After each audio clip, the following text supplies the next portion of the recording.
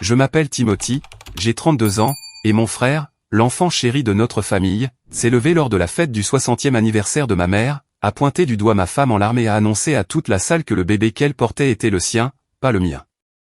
Il avait des photos. Il avait des textos. Mes parents hochaient la tête, dégoûtés par moi. Mais il y avait une chose qu'ils ne savaient pas. Ils ne savaient pas que j'attendais ce moment depuis 5 ans. Avant de vous raconter le secret qui a réduit son monde en cendres et comment j'ai obtenu ma vengeance ultime, dites-moi d'où vous regardez dans les commentaires. Je veux vraiment savoir qui est dans mon camp. Pour comprendre pourquoi je ne lui ai pas simplement mis un coup de poing au visage sur le champ, pourquoi je suis resté là avec un calme terrifiant, il faut comprendre que ce n'était pas un événement isolé. Que Julien prenne ce qui était à moi n'était pas un événement. C'était un mode de vie. C'était la dynamique sur laquelle notre famille était bâtie. Ça a commencé quand nous étions enfants. Julien a 3 ans de plus que moi. Dans la plupart des familles, le grand frère protège le plus jeune. Chez moi, le grand frère était le fils, et moi, j'étais juste l'ombre qui gênait sa lumière. Julien était charismatique, bruyant et exigeant. Il avait un sourire capable de faire fondre la glace, et il savait comment s'en servir, surtout sur notre mère. Moi, en revanche, j'étais calme. J'aimais construire des choses. J'aimais l'ordre. Je me souviens, j'avais 11 ans. J'avais passé 3 semaines à construire une maquette de pont suspendu pour un concours de sciences à l'école. Pour moi, ce n'était pas juste un projet scolaire. C'était la première fois que je me sentais doué pour quelque chose.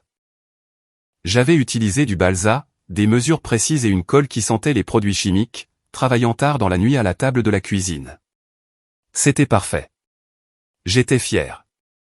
2 jours avant le concours, je suis rentré de l'école et j'ai trouvé la cuisine silencieuse. Trop silencieuse. Je suis entré et mon estomac s'est noué. Mon pont était en morceaux sur le sol. On aurait dit que Godzilla avait marché dessus. Le balsa était brisé, les ficelles coupées. Julien était assis sur le comptoir, mangeant une pomme, en balançant les jambes. « Maman », j'ai crié. Je n'ai même pas pleuré tout de suite. J'étais sous le choc.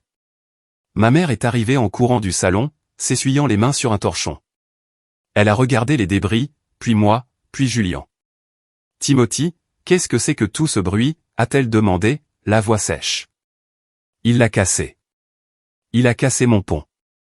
J'ai pointé Julien du doigt, la main tremblante. Julien a croqué dans sa pomme, l'air de s'ennuyer. Je ne l'ai pas cassé. J'essayais d'attraper la boîte à biscuits sur l'étagère du haut et j'ai trébuché. Tu n'aurais pas dû laisser tes jouets traîner sur le comptoir. Timmy, c'est un danger pour la sécurité. Ce n'était pas un jouet. C'était mon projet et il était dans le coin, ai-je crié. Mon père est entré. Puis il a regardé le désordre à l'intérieur. Timothy, arrête de crier.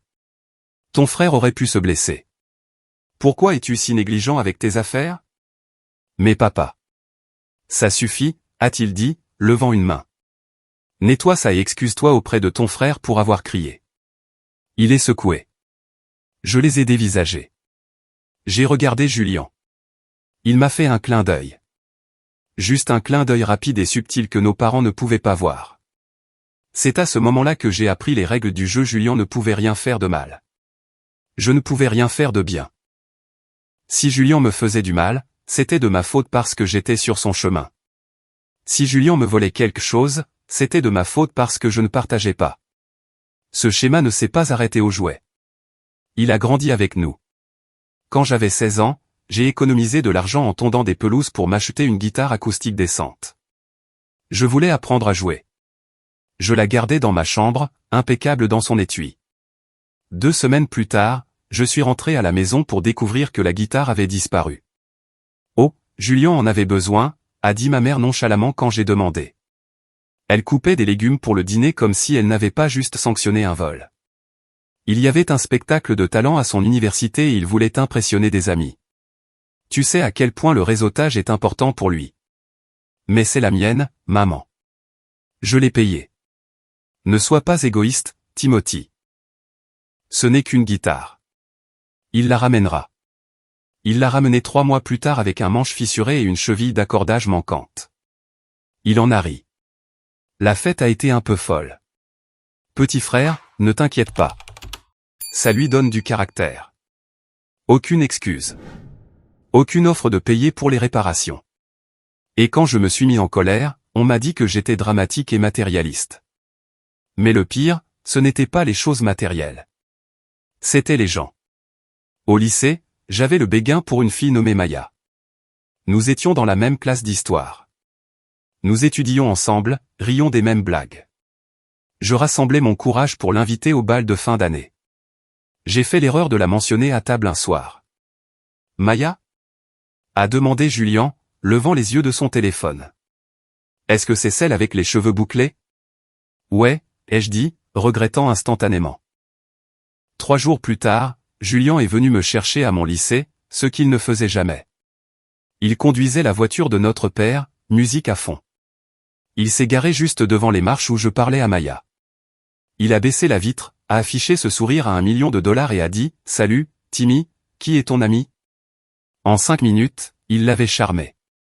En 1 semaine, il l'avait emmené en rendez-vous. Il avait 21 ans. Elle en avait 17.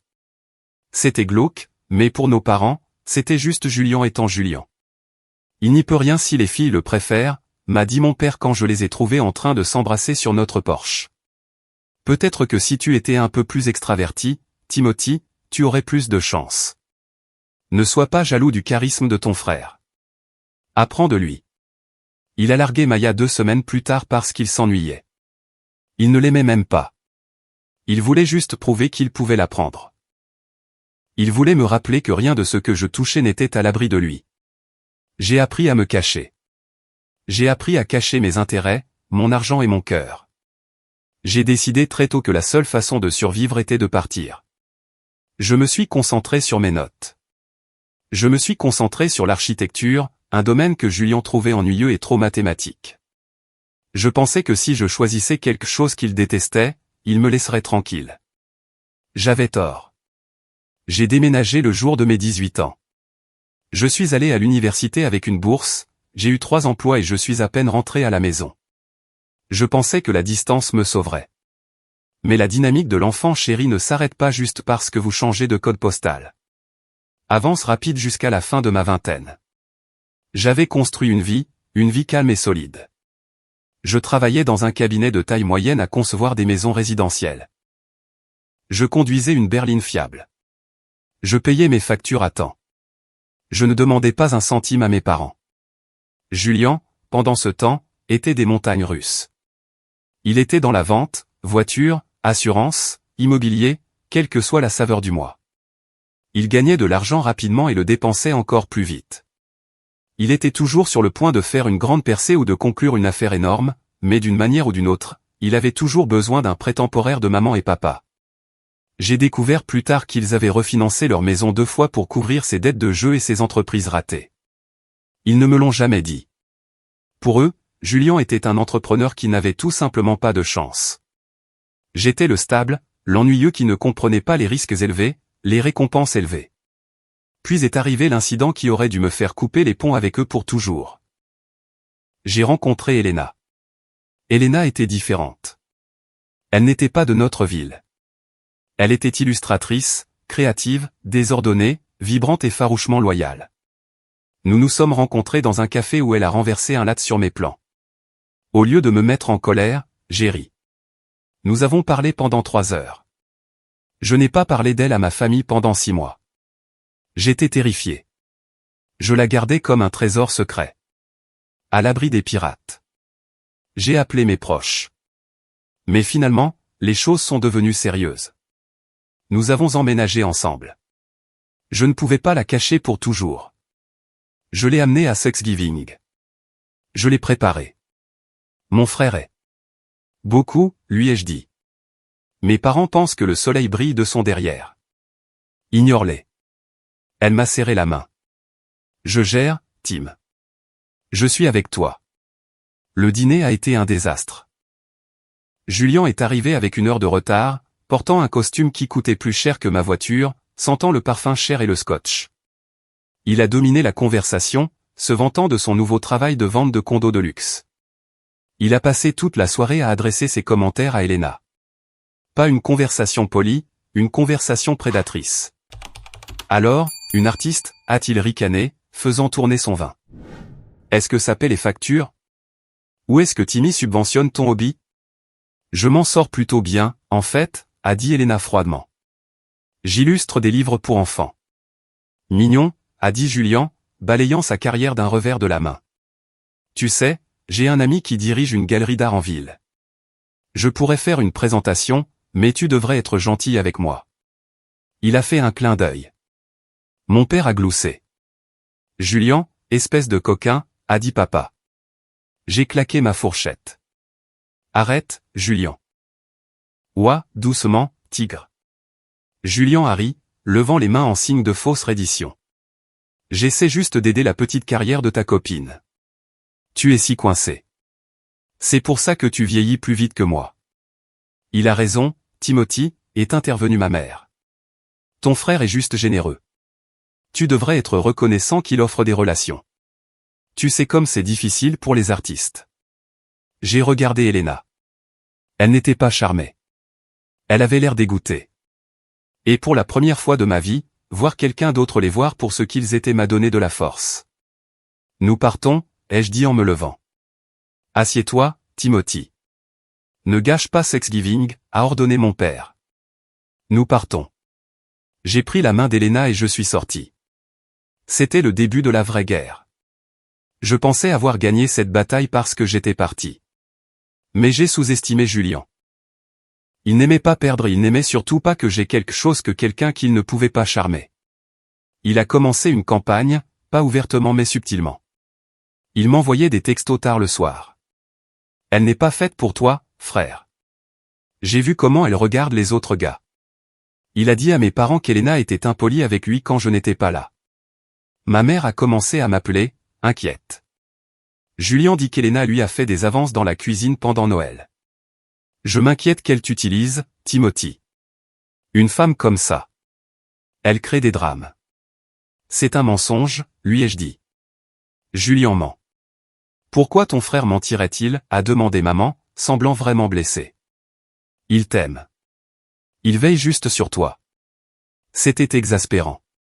C'était comme vivre dans un palais des glaces où le haut était le bas et la vérité était ce que Julien disait. Mais Elena et moi étions solides. Nous nous sommes fiancés. Et c'est là que les choses sont passées de l'intimidation mesquine à la destruction calculée. La bague de fiançailles n'était pas énorme, mais c'était une pièce vintage qu'Elena avait admirée dans la vitrine d'un antiquaire des mois auparavant.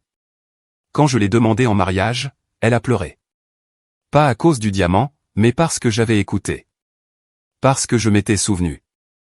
C'était quelque chose que Julien n'a jamais compris. La valeur n'est pas une question de prix. C'est une question d'attention.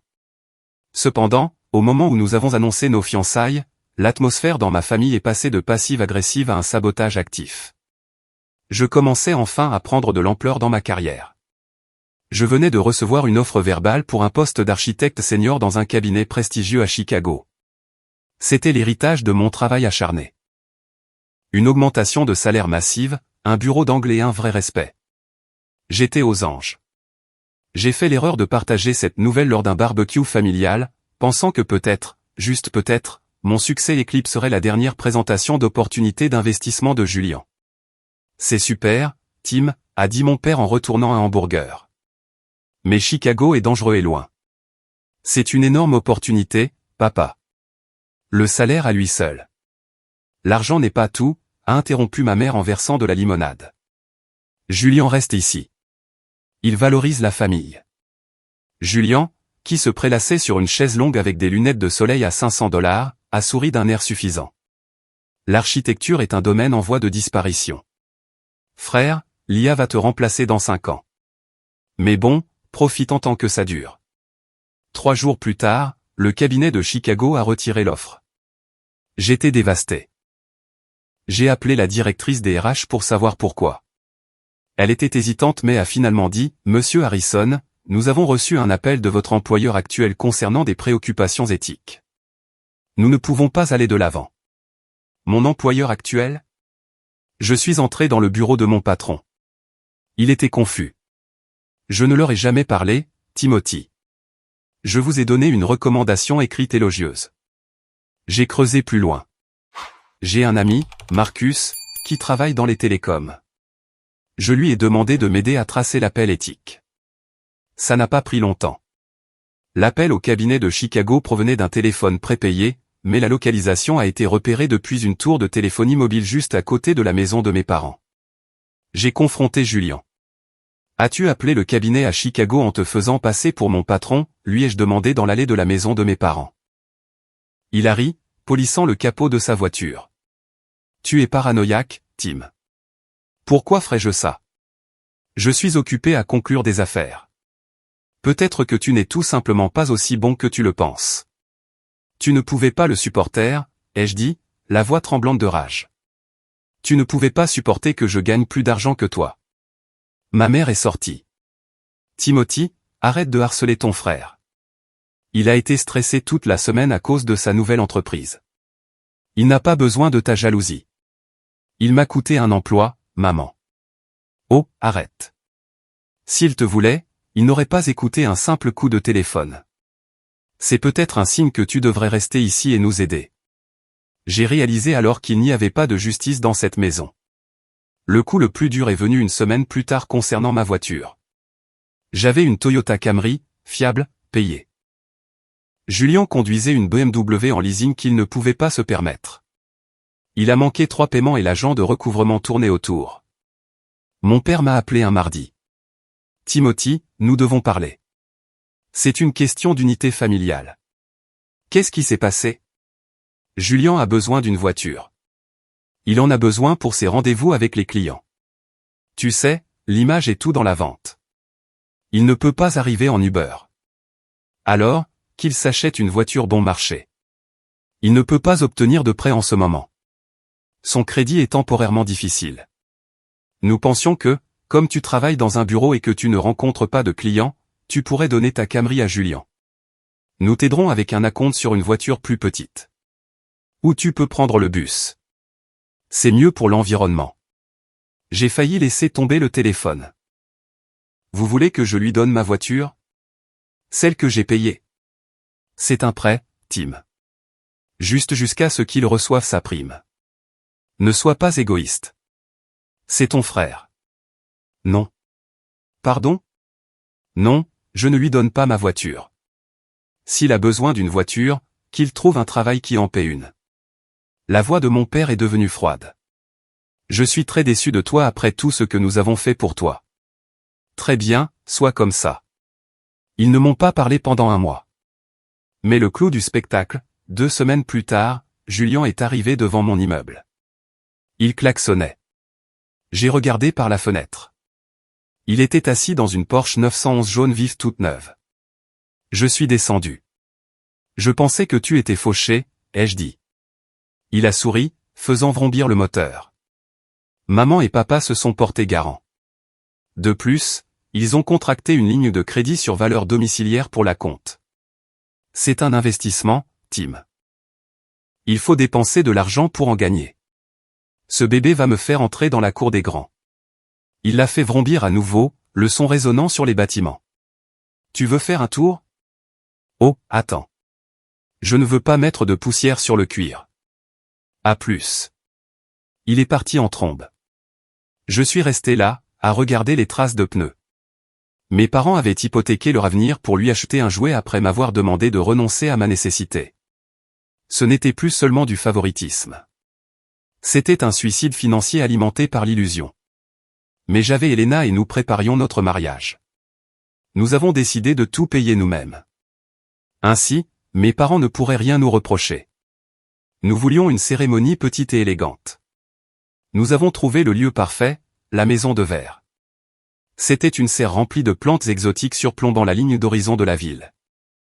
C'était cher, mais nous avons rassemblé nos économies. Nous l'avons réservé pour un samedi de juin. 10 mois à l'avance. Nous avons signé le contrat. Nous avons versé la compte. Pendant des mois, c'était la seule chose qui nous maintenait sains d'esprit. Nous parlions des fleurs, de la musique, du menu. Ce serait notre jour. Un jour où Julian ne pourrait pas nous éclipser. 3 mois avant le mariage, j'ai reçu un appel du coordinateur du lieu. Monsieur Harrison, j'appelle pour confirmer les changements à la réservation. Quel changement, ai-je demandé en posant mon crayon à dessin. Le changement de nom et le décalage de la date, le déplaçant vers le créneau du soir. Je n'ai demandé aucun changement. Oh. Le coordinateur semblait confus. Un certain monsieur Julian Harrison a appelé. Il a dit qu'il était le marié. Il a dit qu'il y avait une urgence familiale et que le contrat devait être transféré à son nom pour son mariage. Mon sang s'est glacé. Son mariage? Oui. Avec une certaine mademoiselle Sarah Miller. Julian ne sortait même pas sérieusement avec quelqu'un. Sarah était une fille qu'il avait rencontrée dans un bar 3 semaines auparavant. Écoutez-moi, ai-je dit, la voix tremblante. Je suis Timothy Harrison. J'ai signé le contrat. J'ai payé la compte. Mon frère essaie de me voler mon lieu de mariage. Oh mon Dieu, c'est gênant. Il est venu avec un reçu pour le solde restant. Il l'a payé en totalité en espèces hier. Il a dit que vous aviez accepté d'échanger parce que vous aviez des problèmes financiers. J'ai raccroché et j'ai conduit directement chez mes parents.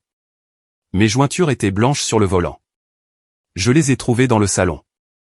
Julian était là avec Sarah. Une fille qui avait l'air très jeune et très confuse. Il regardait des arrangements floraux. « Qu'est-ce que tu as fait ?» ai-je demandé en entrant. Julian a levé les yeux, feignant l'innocence. « Salut, frère. On parlait justement de toi. Sarah et moi allons nous marier. Tu as volé mon lieu de mariage, ai-je dit. Tu es allé à la maison de verre et tu as volé ma date. Voler est un mot dur, a dit Julian. J'ai amélioré l'événement. Écoute, Sarah est enceinte. Il a lâché la bombe. Ma mère a haleté, joignant les mains. Oh, un petit enfant. Enfin. Elle est enceinte, a poursuivi Julian, l'air suffisant. Donc, nous devons nous marier rapidement avant que ça se voie. Toi et Elena pouvez attendre. Vous n'êtes pas pressés. En plus, j'ai payé le solde pour vous. Considérez ça comme un cadeau. Vous récupérez votre acompte. Je ne veux pas récupérer l'acompte. Je veux mon jour de mariage. Timothy, mon père s'est levé. Ton frère va avoir un enfant. C'est une priorité. Vous pouvez vous marier dans le jardin. C'est intime. Ça économise de l'argent. Je ne renonce pas à mon mariage pour son mariage forcé avec une fille qu'il vient de rencontrer, ai-je crié. Sarah a baissé les yeux sur ses chaussures. Elle avait l'air terrifiée. C'est déjà fait, Tim, a dit Julian en se penchant en arrière. Le lieu a changé le nom. Les invitations partent demain. Ne sois pas un con. Tu veux stresser une femme enceinte? J'ai regardé mes parents. Ils rayonnaient en regardant le ventre de Julian, ou plutôt celui de Sarah. Ils ne se souciaient pas qu'il ait commis une fraude. Ils ne se souciaient pas qu'il ait écrasé son frère. Ils allaient avoir un petit enfant du garçon en or. Très bien, ai-je dit. Le calme m'a de nouveau envahi. C'était le calme de quelqu'un qui réalise que le pont n'est pas seulement cassé. Il est brûlé. Gardez le lieu. Gardez l'argent. Mais ne vous attendez pas à me voir là-bas. Oh, ne sois pas dramatique, a dit maman. Tu es le témoin. Non, ai-je dit. Je ne le suis pas, je suis sorti. Nous avons déplacé notre mariage. Nous avons trouvé un petit vignoble à 2 heures de route. C'était moins cher, plus petit et honnêtement plus beau. Nous avons invité 30 personnes. Nous n'avons pas invité mes parents. Nous n'avons pas invité Julian. C'était le plus beau jour de ma vie. Mais le mariage de Julian, ce fut un désastre. Je l'ai appris plus tard. Il avait dépensé une fortune. La Porsche était garée devant. Il a plu et le toit en verre de la serre a fui. Et le meilleur, Sarah n'était pas enceinte. 2 mois après leur mariage, Sarah a fait une fausse couche. C'est ce qu'ils ont dit. J'ai appris plus tard d'un ami commun qu'il n'y avait jamais eu de bébé. C'était un stratagème pour que mes parents paient le mariage et pour que je renonce au lieu. Sarah l'a quitté 4 mois plus tard. Elle a demandé l'annulation pour fraude. On pourrait penser que cela réveillerait mes parents. On pourrait penser qu'ils le verraient pour le menteur qu'il était. Mais non. Pauvre Julian, m'a dit ma mère au téléphone, la première fois que nous nous sommes parlé en 6 mois. Sarah lui a brisé le cœur. Elle a menti sur le bébé pour le piéger. C'est une victime, Timothy. Tu devrais l'appeler. J'ai raccroché. Je pensais que c'était le sommet. Je pensais que rien ne pouvait surpasser la fausse grossesse et le mariage volé. J'avais tort. La vraie tempête ne faisait que se préparer. Pendant 2 ans, il y a eu le silence, la paix. Elena et moi nous sommes épanouis sans la toxicité de ma famille qui drainait mon énergie. J'ai été promu associé dans mon cabinet. Nous avons acheté une maison, une ruine que j'ai redessinée moi-même. C'était magnifique. Nous avions un jardin. Nous avions un chien. Nous étions heureux. Puis Julien a refait surface. Il s'est présenté à mon bureau un jour. Il ne conduisait plus la Porsche. Elle avait été saisie. Il conduisait le vieux camion de papa. Il avait l'air plus mince, fatigué. « Tim » a-t-il dit, debout dans le hall. « Je peux t'offrir un café ?» Je voulais dire non. J'aurais dû dire non. Mais cette petite partie stupide de moi qui voulait encore un frère a dit oui. Nous nous sommes assis dans un Starbucks. Il ne s'est pas vanté. Il n'a pas souri d'un air suffisant. « J'ai merdé » a-t-il dit, regardant dans sa tasse. « Avec Sarah, avec le mariage, avec toi. J'ai suivi une thérapie, Tim. Maman et papa m'ont forcé après que les dettes de jeu soient devenues trop élevées. J'essaie de changer. » Il semblait sincère. Il avait l'air brisé. « Je veux juste faire partie de ta vie » a-t-il dit. « Je ne demanderai pas d'argent. Je ne causerai pas de drame. Mon petit frère me manque, c'est tout. » Je suis rentré chez moi et j'ai tout raconté à Elena. Elle était sceptique. On ne change pas les rayures d'un léopard, Tim. Surtout un léopard qui vole des lieux de mariage. Je sais, ai-je dit. Mais s'il essaie vraiment, peut-être qu'on peut le garder à distance. Contact limité. Alors nous l'avons laissé entrer lentement. Il est venu dîner. Il était poli. Il a apporté du vin. Il a complimenté la maison. Il était charmant, mais de manière discrète. Il s'est même excusé auprès d'Elena. J'étais jaloux, lui a-t-il dit. J'ai vu ce que vous aviez et j'ai voulu le briser parce que j'étais malheureux. Je suis désolé. Elena, étant la sainte qu'elle est, a accepté ses excuses pendant 6 mois. Tout allait bien. Mes parents étaient ravis. Les garçons sont de nouveau ensemble, gazouillait ma mère. Ils ont commencé à venir aussi. On se sentait enfin comme une famille. Mais j'aurais dû remarquer les signes. Julien était trop intéressé par notre emploi du temps. Quand allez-vous à Denver pour cette conférence? Est-ce qu'Elena est seule à la maison le mardi? Puis est venu le détournement cognitif. Ça a commencé petit. Je rentrais à la maison et je trouvais des choses déplacées. Un cadre photo incliné. Une chaise à un endroit différent. Tu as déplacé la chaise, ai-je demandé à Elena. Non, a-t-elle dit. Peut-être la femme de ménage. Puis les cadeaux, des fleurs arrivaient pour Elena sans carte. Tu as envoyé ça, m'a-t-elle demandé. Non, bizarre. Peut-être un admirateur secret, a-t-elle plaisanté. Mais j'ai vu la voiture de Julien garée dans la rue un jour en rentrant plus tôt. Il est parti dès qu'il m'a vu.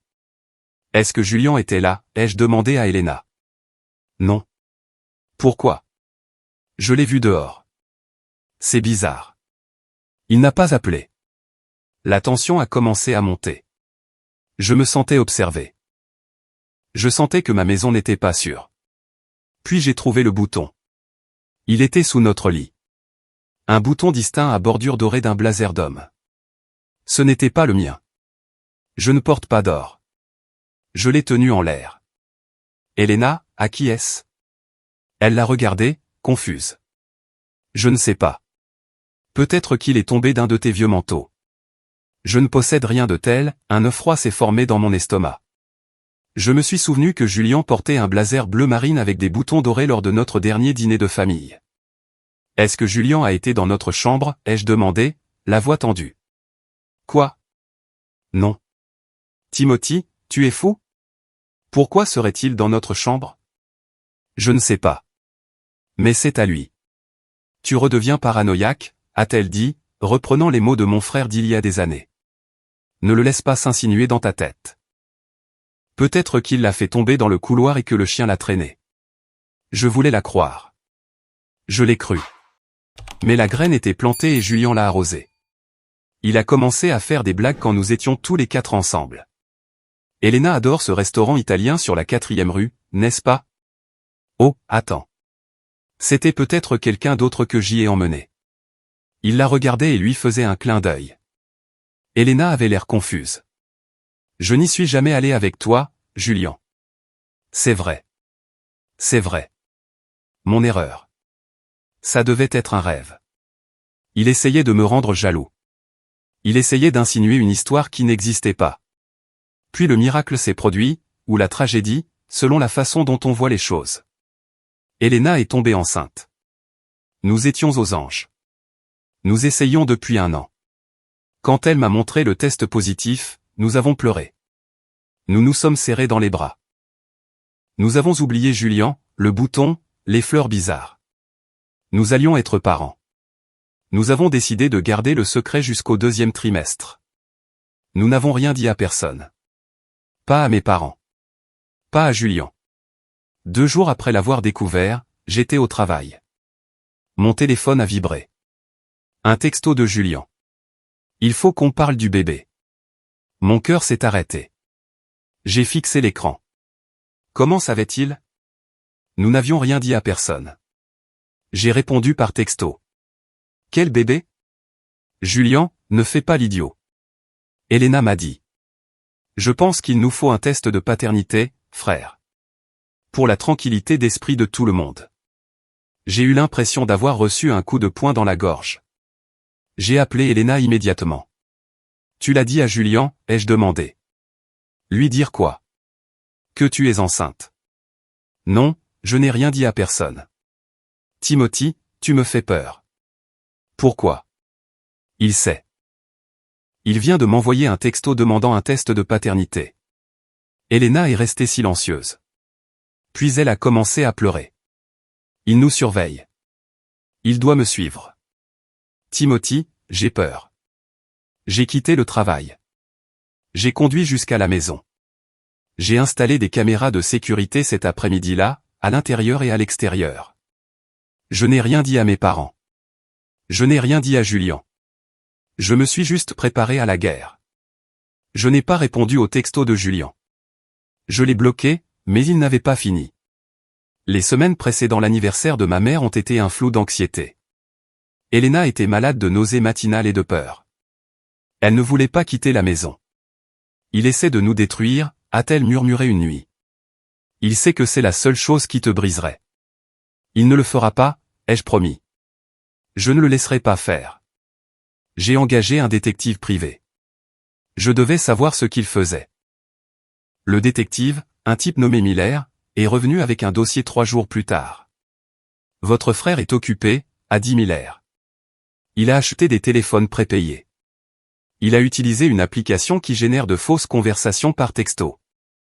Et il a visité une clinique de l'autre côté de la ville. Quel genre de clinique? Une clinique de fertilité. Mais il n'y va pas pour un traitement. Il va au service des archives. Il sort avec une réceptionniste là-bas. Ça n'avait pas encore de sens, mais j'ai gardé le dossier. Puis est venue l'invitation. Le jubilé du 60e anniversaire de maman. Une grande fête dans une salle louée. Famille élargie, amis, voisins. Nous devons y aller, ai-je dit à Elena. Si nous n'y allons pas, on dirait que nous nous cachons. Nous devons leur montrer que nous sommes un front uni. Je ne peux pas lui faire face, a-t-elle dit.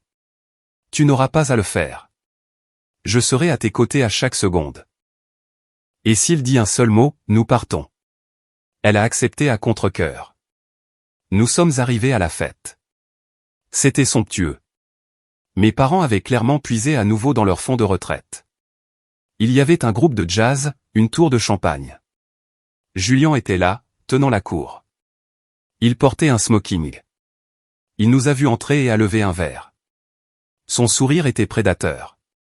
Ma mère s'est précipitée vers nous. Oh, vous êtes venus. Et Elena, tu es resplendissante. Elle savait. Julien le lui avait dit. Joyeux anniversaire, maman, ai-je dit en lui tendant un cadeau. Julien a une surprise spéciale pour moi plus tard, a-t-elle chuchoté, les yeux pétillants. Il dit que c'est le plus beau cadeau qu'une mère puisse demander. Mon estomac s'est retourné. Je savais ce qui allait arriver. Nous avons essayé de rester dans notre coin, mais la pièce semblait petite. Chaque fois que je levais les yeux, Julien nous observait. Puis le tintement d'une cuillère contre un verre. La musique s'est arrêtée. Julien se tenait sur la petite scène, micro à la main. « Mesdames et messieurs », a-t-il commencé, la voix douce comme de la soie. Merci à tous d'être venus célébrer la femme la plus merveilleuse du monde, notre mère. Applaudissements. Maman s'est tamponné les yeux. Maman, tu as toujours voulu que cette famille s'agrandisse, a poursuivi Julien. Tu as toujours voulu un petit enfant. La pièce est devenue silencieuse. J'ai serré la main d'Elena si fort que mes jointures sont devenues blanches. Et je suis heureux d'annoncer, a dit Julien en me regardant directement, que ton vœu se réalise. Il a fait une pause pour l'effet dramatique. Elena est enceinte. Allaitement. Applaudissements. Les gens se sont tournés pour nous regarder, souriant. Mais Julien n'avait pas fini. Mais, a-t-il dit, sa voix baissant à un ton sombre, il y a aussi une tragédie ici. Une trahison. Il a sorti une pile de papier de la poche de sa veste. Ça me brise le cœur de dire ça en public, mais je ne peux pas laisser mon frère vivre dans un mensonge.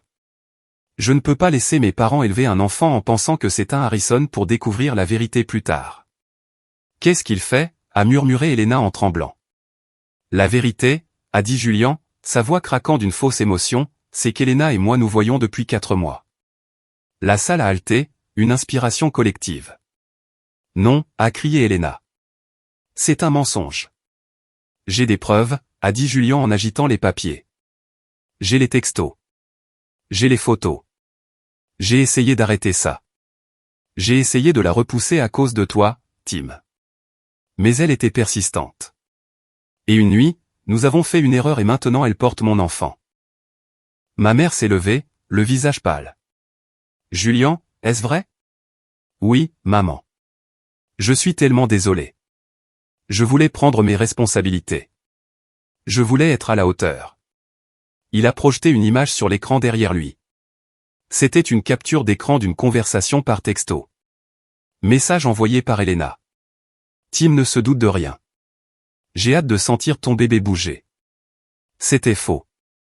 Je savais que c'était faux, mais pour tout le monde dans cette pièce, ça avait l'air réel. Puis une photo. C'était une photo d'Elena dormant dans un lit. Ce n'était pas notre lit. C'était une chambre d'hôtel. Elle m'a envoyé ça après notre nuit à Lilton, a dit Julien.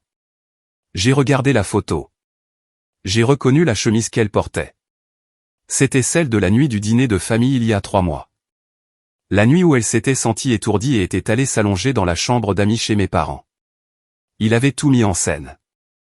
Il avait pris une photo d'elle endormie, l'avait déplacée dans un autre décor, ou peut-être juste photoshopé l'arrière-plan. Mon père s'est approché de nous. Son visage était rouge de rage. « Toi » a-t-il dit en pointant Elena du doigt. « Sors de ma maison. »« Papa, arrête. » Je me suis mis devant elle. « Et toi ?» Il m'a regardé avec pitié et dégoût. « Tu as laissé faire ça. Tu ne pouvais pas satisfaire ta propre femme, alors elle est allée voir ton frère. Comme c'est pathétique. »« C'est un mensonge » ai-je crié. « Vous ne voyez pas qu'il ment ? Pourquoi mentirait-il à ce sujet » a hurlé maman.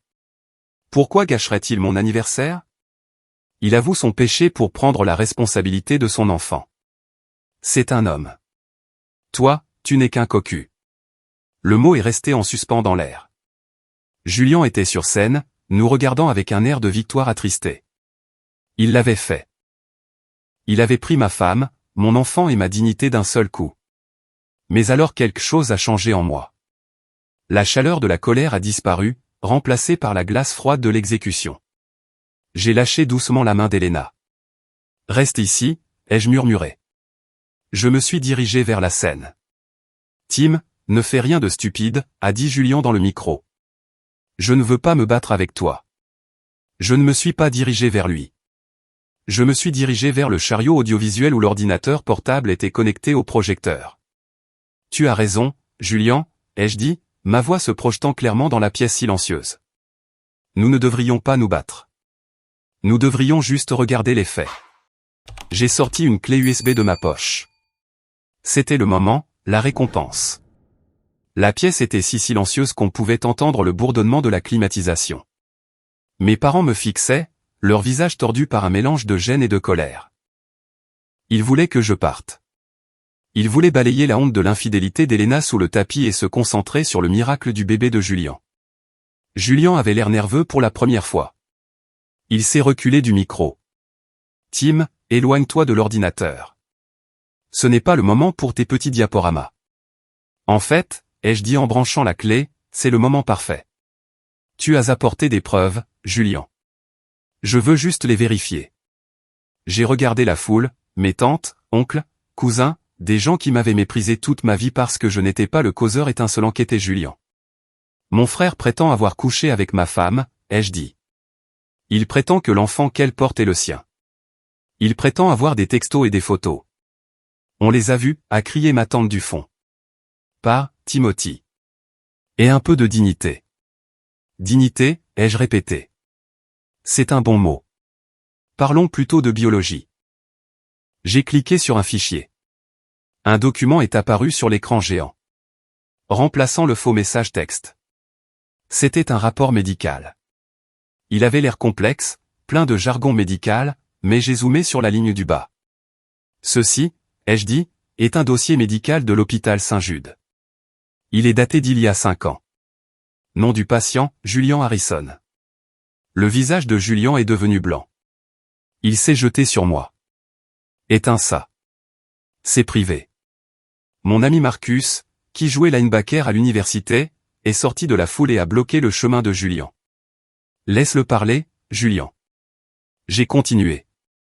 Pour ceux qui ne peuvent pas lire le code médical, laissez-moi résumer. Il y a 5 ans, Julian a souffert d'un cas grave d'orchite ourlienne. C'est une complication des oreillons chez les hommes adultes. Cela a provoqué une atrophie testiculaire. J'ai zoomé encore plus. Diagnostic, azoospermie irréversible. Stérilité. Julian est stérile, ai-je dit clairement. Son nombre de spermatozoïdes est de 0. Il ne peut pas avoir d'enfant. Il pourrait coucher avec toutes les femmes dans cette pièce et aucune d'entre elles ne tomberait enceinte. Le silence a été brisé par un halètement de ma mère. Elle a regardé Julian. Il tremblait, transpirant abondamment. C'est un mensonge, a hurlé Julian. Il l'a falsifié. Tout comme il a prétendu que j'avais falsifié les textos. Je ne l'ai pas falsifié, ai-je dit. Et je ne l'ai pas obtenu illégalement. Je l'ai eu de Sarah. Sarah, a murmuré maman. Sarah, son ex-femme, ai-je dit. Celle qui a fait une fausse couche. Elle n'a pas fait de fausse couche, maman. Il n'y a jamais eu de bébé. Elle a découvert que Julian était stérile quand ils sont allés chez un médecin spécialiste de la fertilité parce qu'elle ne pouvait pas tomber enceinte. Quand elle l'a confronté, il a admis qu'il le savait. Il le savait avant leur mariage. Il l'a piégé dans le mariage avec un mensonge sur la construction d'une famille juste pour pouvoir obtenir l'argent du mariage et le lieu. Non. Maman a mis une main sur sa bouche. Mais attendez, ai-je dit, il y a plus. J'ai cliqué sur le fichier suivant. C'était une vidéo, granuleuse, en noir et blanc. C'était une séquence de vision nocturne. J'ai installé des caméras dans ma maison il y a 3 semaines, ai-je expliqué. Après que Julian a commencé à faire des commentaires bizarres. La vidéo a commencé. Elle montrait mon salon. Elena était dans la cuisine en train de préparer du thé. Julian était assis sur le canapé. Sur l'écran, Julian a regardé autour de lui. Il a vu que le dos d'Elena était tourné. Il a mis la main dans sa poche et a sorti une petite fiole. Il a versé un liquide clair dans le verre d'eau d'Elena sur la table basse. La foule a visiblement reculé. Oh mon Dieu, a chuchoté quelqu'un. Dans la vidéo, Elena est revenue. Elle a pris l'eau. Ne bois pas, a crié ma mère à l'écran. Une réaction involontaire. À l'écran, Elena a pris une gorgée. Puis elle a froncé les sourcils. Elle a posé le verre. Elle s'est frotté les tempes. 2 minutes plus tard, elle s'est affalée sur le canapé. Julian n'a pas paniqué. Il s'est levé. Il s'est approché d'elle. Il n'a pas vérifié son pouls. Il a sorti son téléphone. Il s'est positionné à côté d'elle, se penchant sur son corps inconscient, prenant des selfies. Il a déboutonné le bouton supérieur de son chemisier. Il a pris d'autres photos.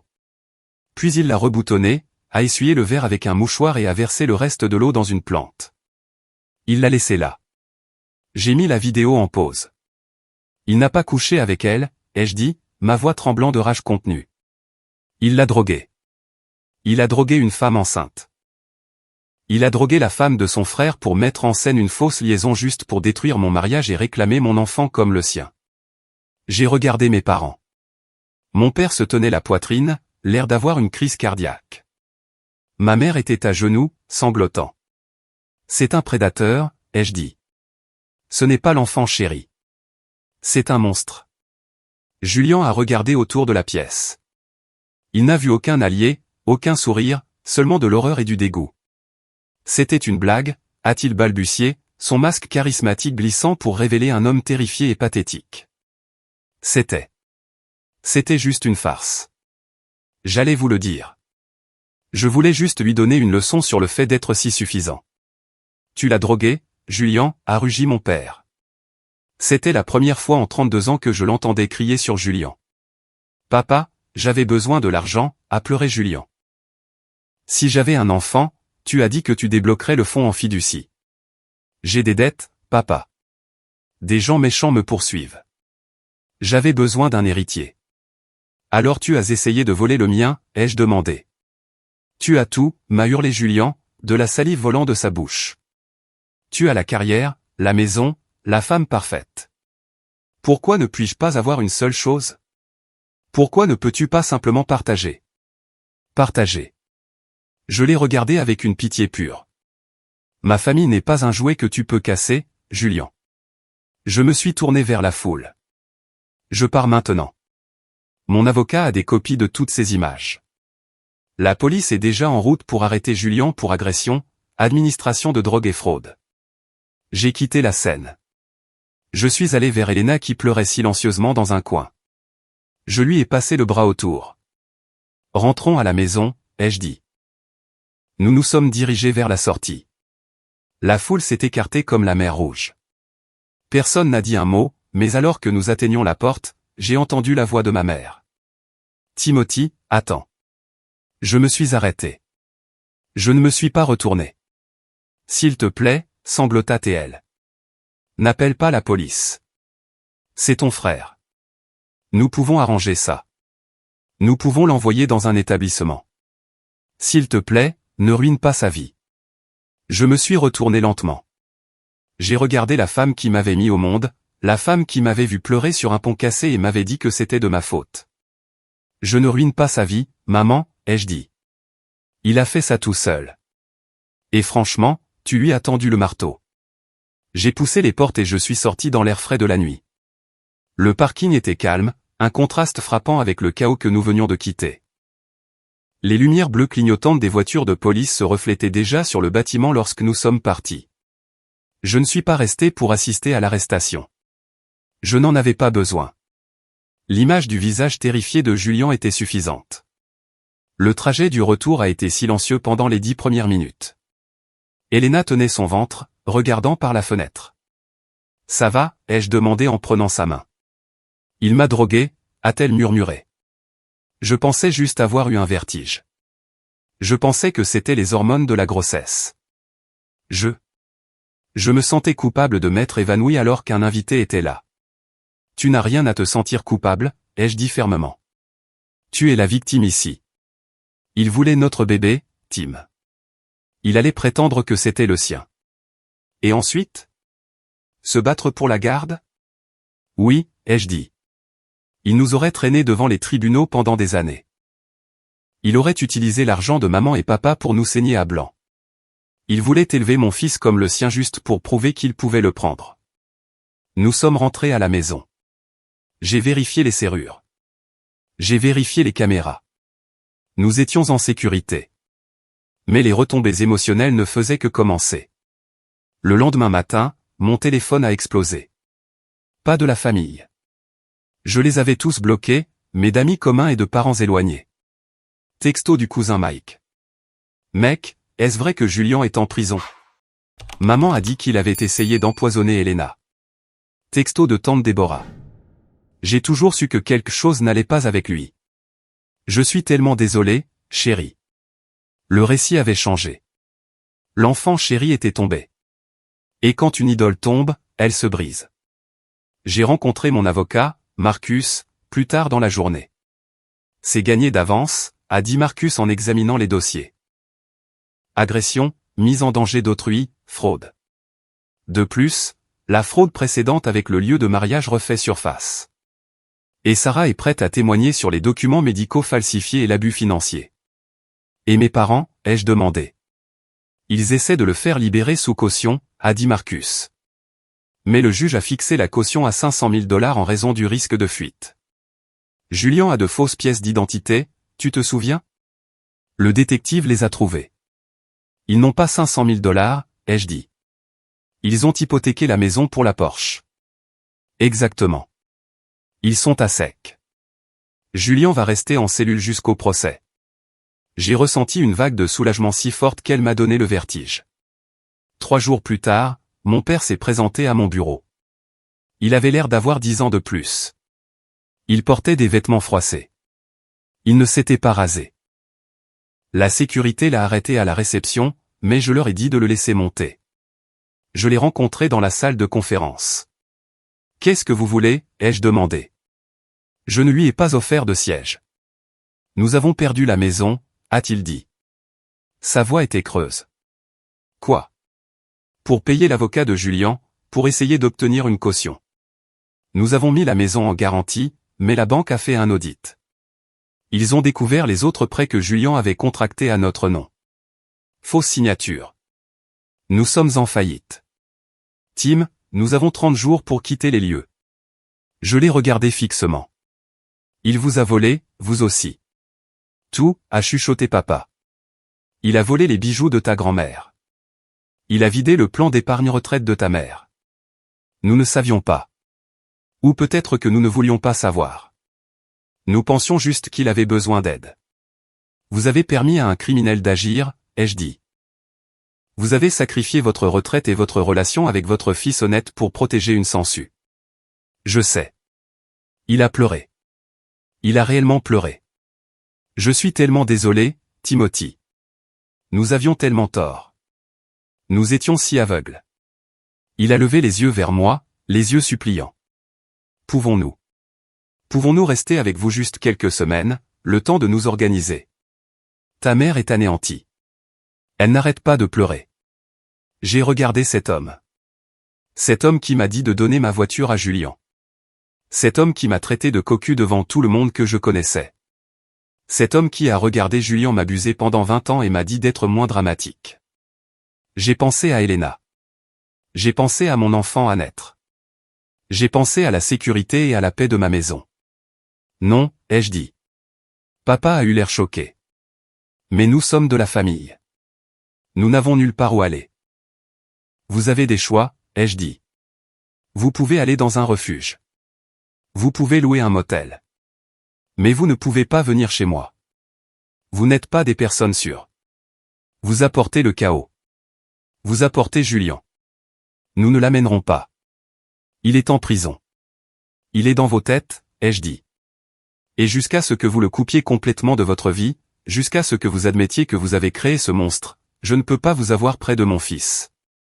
Ton fils, a demandé papa. Oui, c'est un garçon, ai-je dit. Et il ne saura jamais ce que c'est que d'être le second. Il ne saura jamais ce que c'est que d'avoir ses parents applaudir son tyran. Je me suis levé. Au revoir, papa. Il est parti. Il est sorti du bâtiment, un homme brisé. Le procès a duré 6 mois. Julien a plaidé coupable pour éviter une peine maximale. Il a écopé de 5 ans pour agression et fraude. Ce n'était pas la perpétuité, mais c'était suffisant pour mettre fin à sa carrière et à sa réputation. Mes parents ont emménagé dans un petit appartement dans un mauvais quartier. Ils vivent de la sécurité sociale. Je leur envoie une carte cadeau d'épicerie une fois par mois, anonymement. C'est l'étendue de ma miséricorde. Elena a donné naissance à un petit garçon en bonne santé, Léo. Il a mes yeux et le sourire d'Elena. Hier, j'étais dans le garage. Je construisais un mobile pour le berceau de Léo. Je coupais le bois, ponçais les bords, m'assurant que c'était parfait. J'ai regardé les outils.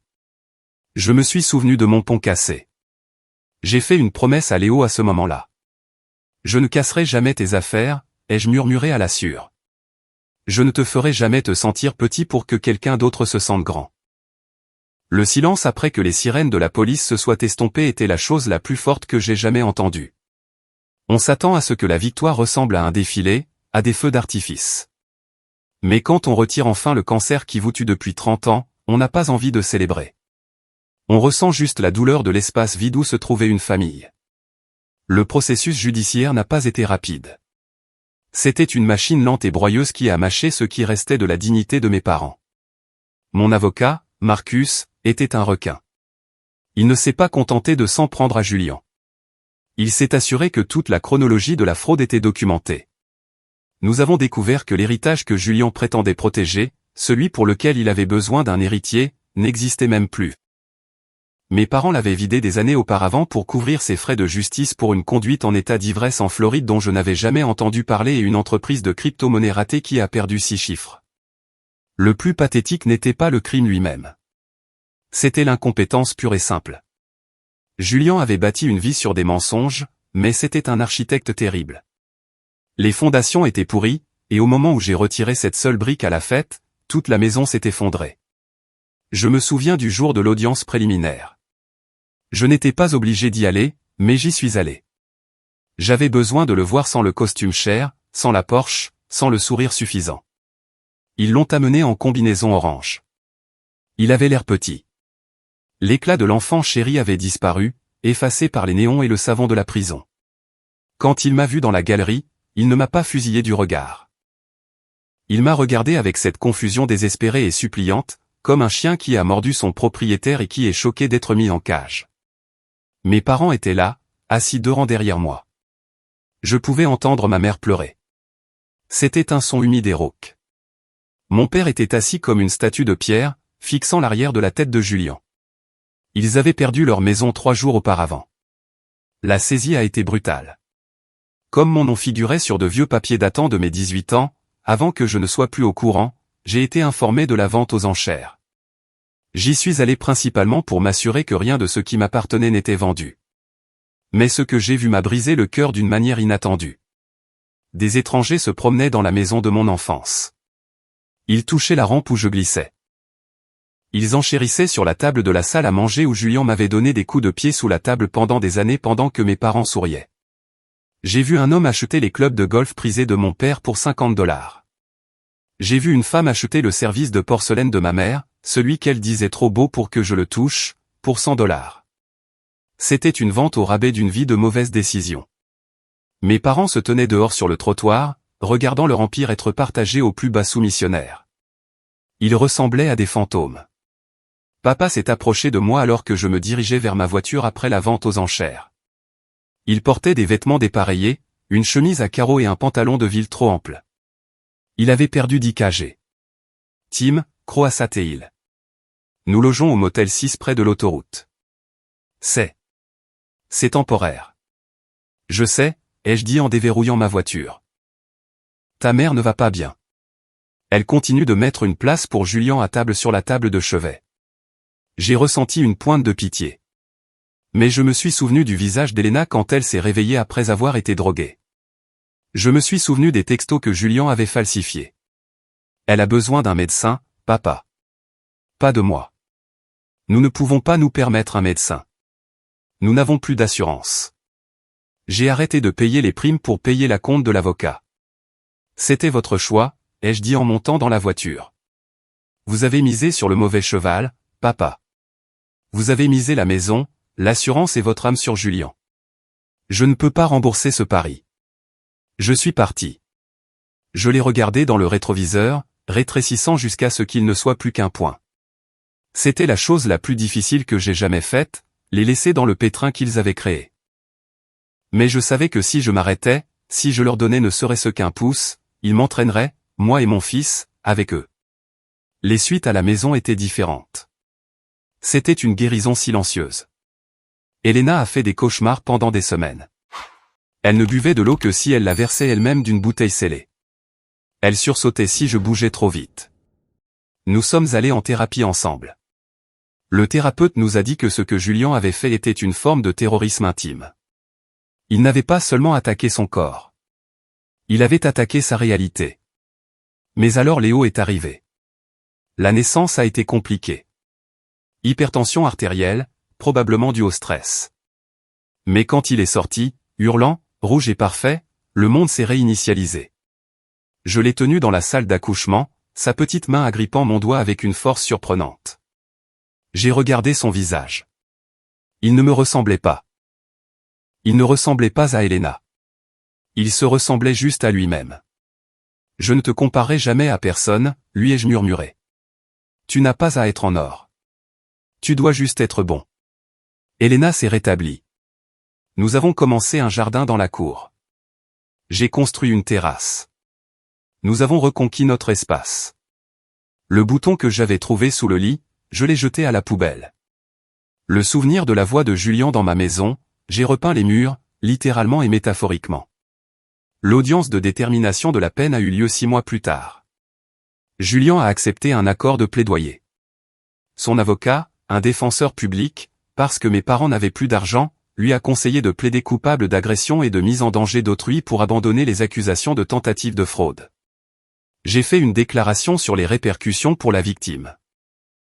Je me suis levé au tribunal, j'ai regardé le juge et j'ai dit la vérité que j'avais retenue pendant 2 décennies. Votre honneur, ai-je dit. Mon frère n'a pas seulement essayé de voler mon argent ou ma femme. Il a essayé de voler ma réalité. Il voulait me faire croire que j'étais fou, que je n'étais pas aimable, que j'étais le second. Il a utilisé l'amour de mes parents comme une arme.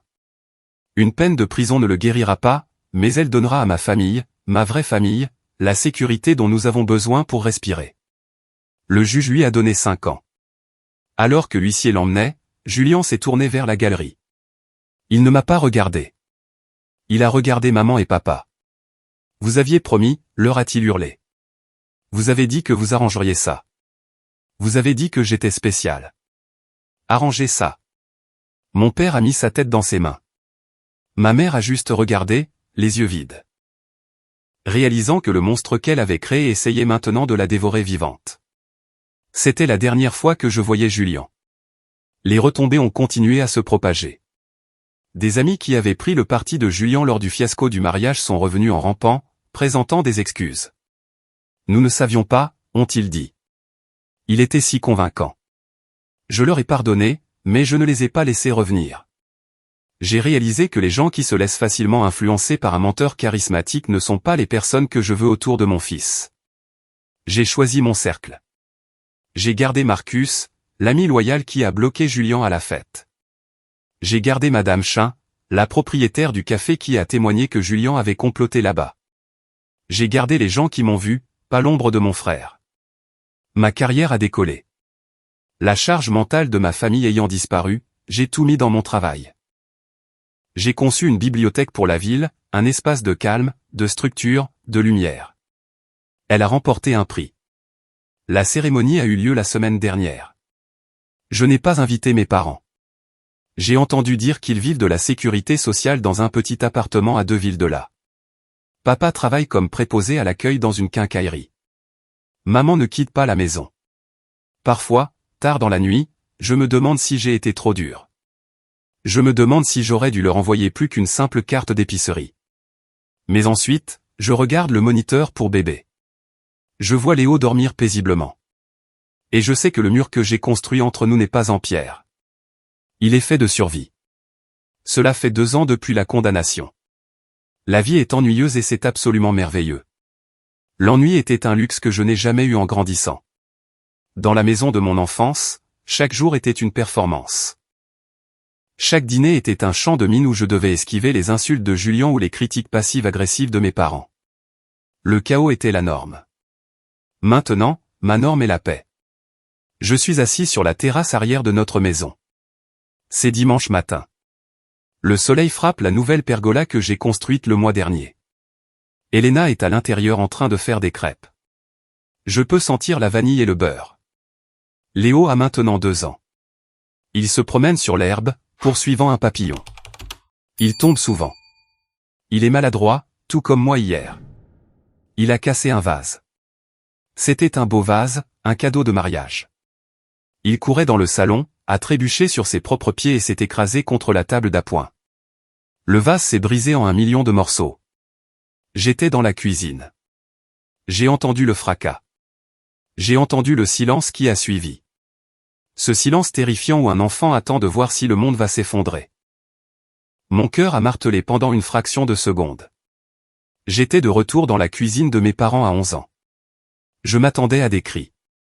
Je m'attendais à être blâmé. Je m'attendais à entendre « Pourquoi es-tu si négligent ?» Je suis entré en courant dans la pièce. Léo était assis au milieu des éclats, la lèvre tremblante, les yeux écarquillés de terreur. Il m'a regardé et a tressailli. Ce tressaillement m'a brisé. C'était le traumatisme générationnel qui se manifestait chez un enfant de 2 ans. Je suis tombé à genoux. Je n'ai pas regardé le vase. Je l'ai regardé. Léo, ai-je dit doucement. Ça va? Tu n'es pas blessé? Il a montré le désordre. Cassé, a-t-il murmuré. Léo cassé. Ce n'est pas grave, ai-je dit en le prenant dans mes bras, en faisant attention au verre. C'est juste un vase. C'est juste une chose. Tu es plus important que le vase. Il a pleuré. Puis il a enfoui son visage dans mon cou et a sangloté. Je l'ai serré fort. Je l'ai laissé pleurer. Je ne lui ai pas dit d'arrêter. Je ne lui ai pas dit qu'il était dramatique. Je l'ai juste tenu jusqu'à ce qu'il se sente en sécurité. C'est à ce moment-là que j'ai su que j'avais gagné. Gagner, ce n'est pas voir Julien en prison. Gagner, ce n'est pas que mes parents perdent leur maison. Gagner, c'est que mon fils sache que sa valeur n'est pas liée à sa performance ou à sa perfection. Nous avons balayé le verre ensemble. J'en ai fait un jeu. Nous avons ri. Mes parents sont toujours en vie, mais ils sont comme des personnages dans un livre que j'ai fini de lire il y a longtemps. Je reçois des nouvelles de temps en temps. Mon cousin m'a dit que papa avait eu un léger AVC l'hiver dernier. Il s'est rétabli, mais il marche maintenant avec une canne. Maman a apparemment rejoint un groupe d'église rigoureux, cherchant probablement une nouvelle structure pour remplacer celle que Julien a détruite. Ils ont envoyé une carte pour le 2e anniversaire de Léo. Elle est arrivée par la poste sans adresse de retour, mais j'ai reconnu l'écriture. À l'intérieur se trouvait un billet de 5 $ flambant neuf et un message, pour le petit architecte. Avec amour, grand-mère et grand-père. J'ai fixé ce billet de 5 $. J'ai pensé aux milliers qu'ils ont donnés à Julien. J'ai pensé à la Porsche. J'ai pensé au prix de la dignité de ma femme. J'ai mis les 5 $ dans le panier de la quête de l'église le lendemain. J'ai déchiqueté la carte. Je ne l'ai pas montrée à Léo. Il n'a pas besoin de les connaître. Il a des grands-parents. Les parents d'Elena l'adorent. Ils sont présents. Ils respectent les limites. Ils ne font pas de favoritisme. La biologie est un accident. La famille est un choix. J'ai visité la prison une fois, non pas pour voir Julien, mais pour signer des papiers finaux concernant la dissolution d'une fiducie commune qui devait être liquidée. Je l'ai vu de loin dans la cour. Il avait l'air plus vieux. Ses cheveux s'amincissaient. Il était assis seul à une table de pique-nique, parlant tout seul. Il faisait des gestes avec ses mains, présentant probablement une idée d'entreprise à l'air. Il vendait toujours, mais personne n'achetait. Je n'ai pas ressenti de haine. Je n'ai pas ressenti de satisfaction. J'ai juste ressenti de l'indifférence. C'était un étranger. Je suis retourné à ma voiture où Elena attendait. Elle avait la vitre baissée et chantait avec la radio. Elle avait l'air heureuse. Elle avait l'air libre. Fini, a-t-elle demandé quand je suis monté. Fini, ai-je dit. Bien. Allons prendre une glace. Léo se réveille bientôt de sa sieste. Nous sommes partis.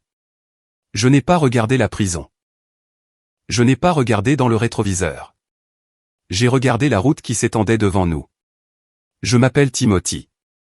Je suis architecte. Et pour la première fois de ma vie, je construis quelque chose que personne ne peut démolir.